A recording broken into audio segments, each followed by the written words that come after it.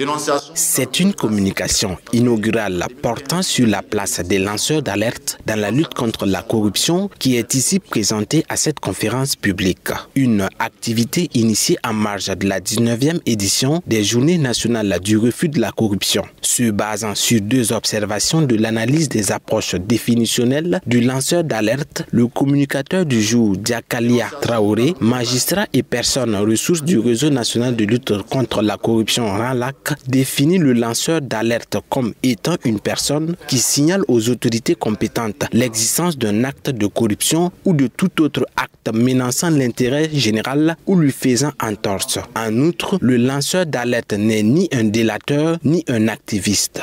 Les signalements, les lanceurs d'alerte constituent un stimulant de la lutte contre la corruption et par là défend l'intérêt général, préserve les distorsions de nos économies, nos systèmes politiques et financiers.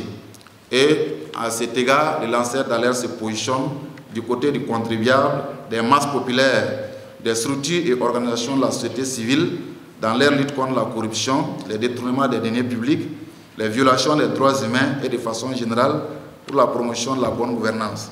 Au regard de la place du lanceur d'alerte dans la lutte contre la corruption, quel rôle joue le ministère en charge de la justice dans la protection des lanceurs d'alerte de façon générale? Une interrogation qui a fait objet de communication à ce panel animé par Rose Ouedraogo, conseillère technique au ministère de la Justice. Elle explique qu'en dehors de l'avant-projet de loi portant sur la protection du lanceur d'alerte au Burkina, élaboré par le ministère afin d'apporter une protection juridique aux lanceurs d'alerte vivant au Burkina Faso, de même que ceux vivant hors du territoire national, il existe plusieurs autres textes protecteurs. Outre la confidentialité de son identité dans les procédures découlant des faits dénoncés, le lanceur d'alerte ne peut être écarté d'une procédure de recrutement, de l'accès à un stage, de la formation professionnelle, en tout cas tout ce dont un agent public peut bénéficier, il ne peut pas faire l'objet de sanctions dans ce sens. Il ne peut faire l'objet de représailles ou de harcèlement direct ou indirect pour avoir lancé une alerte.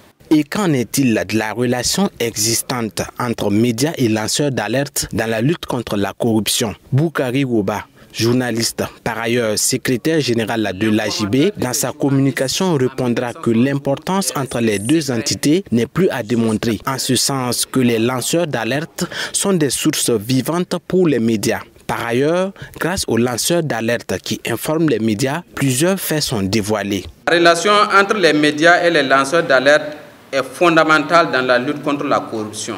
Les deux constituent un puissant tandem de veille citoyenne, de gardiens de la cité ou de la République, en ce sens qu'ils défendent l'intérêt général en dénonçant la corruption et toutes les formes assimilées de malversation. Ils font la promotion de la bonne gouvernance. Et les médias jouent un rôle essentiel donc en diffusant les révélations que les lanceurs d'alerte pourront leur porter.